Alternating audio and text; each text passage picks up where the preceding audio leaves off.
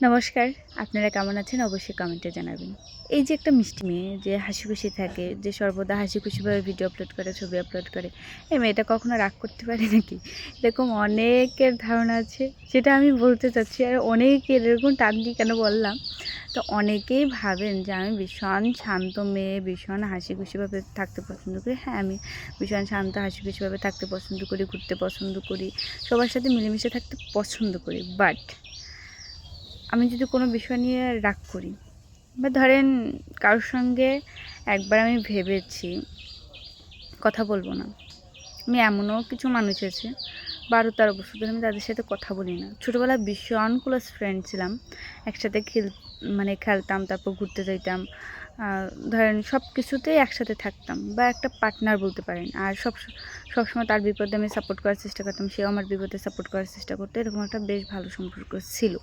কিন্তু একটা সময় সে মানে একটা নেগেটিভ মেন্টালের একটা কথা বলে। আমার বান্ধবী হয়, তার সঙ্গে আমি ক্লাস যখন 5-এ পড়ি তখন কথা বলা বন্ধ করেছি। এখন আমি অনার্স সেকেন্ড ইয়ার, এখন পর্যন্ত তার সাথে আমি কথাও বলি না। সে আমার গা ঘেঁষে হেঁটে যায় বা আমার পাশ দিয়ে হেঁটে যায়, আমি তার সাথে কথা বলি না। আমি ভীষণ সেন্সিটিভ মানুষ।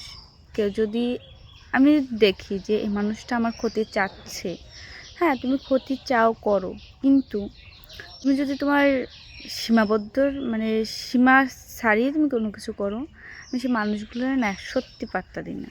সে মানুষগুলোর থেকে আমি দূরে থাকতে পছন্দ করি। আর যে মানুষটা একবারের জন্য, সে যত সিনিয়র হোক, যত সম্মানীয় ব্যক্তি হোক না কেন, আমি ছোট বা আমি তার সাথে অনেক ছোট, সেটা আমি বিলিভ করি বা সেটা আমি বিশ্বাস করি।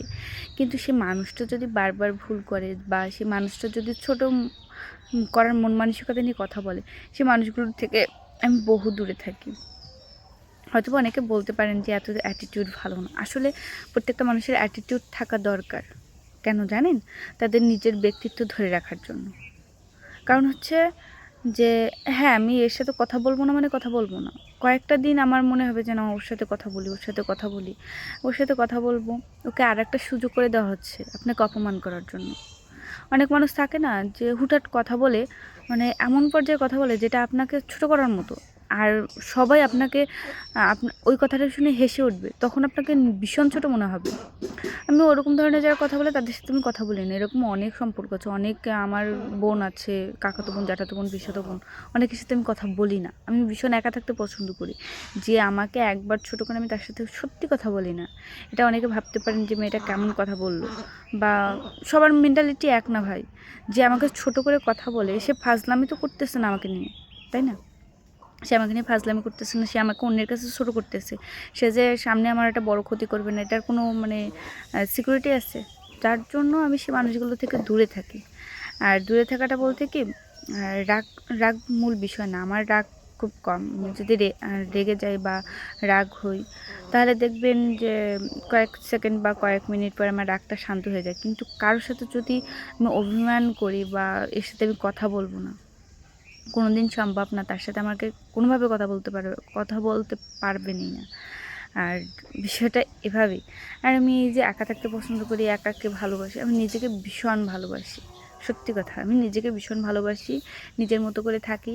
চেষ্টা করবেন সর্বদা। আর অনেক মানুষ আছে না, যে আপনার কথা কোনো সময় গ্রাহ্য দেবে না, আপনার কথাকে মানুষের মধ্যে ধরবে না, মানে মানসিকভাবে মনে করবে আপনাকে মেন্টালস এরকম কিছু একটা। তো যাই হোক, সেই মানুষগুলো থেকে দূরে থাকার চেষ্টা করবেন। আমি তো চেষ্টা করি, আমি নিজেকে নিজের মতো করে রাখি, নিজের কাছে নিজে রাজা। অন্যকে কি ভাবলো না ভাবলো তাতে আমার কিচ্ছু যায় আসে না। আমি আমার কাছে রাজা, আর এই রাজার মতো বেঁচে থাকবো যতদিন, ততদিনই আমার জীবনে শান্তি। সৃষ্টিকর্তা আমাকে একা পাঠিয়েছে, আমার সঙ্গে কাউকে পাঠায়নি। তাহলে আমি একা কেন থাকতে পারবো না বলুন? একা তো থাকতেই পারবো। আর একার মতো করে জীবনে অনেক দূর এগিয়ে যেতে পারবো। আর সে এগিয়ে যাওয়াতে তখনই আপনাকে সাহায্য করবে যখন আপনি নিজেকে ভালোবাসবেন, নিজেকে নিজের মতো করে বাঁচানোর চেষ্টা করবেন।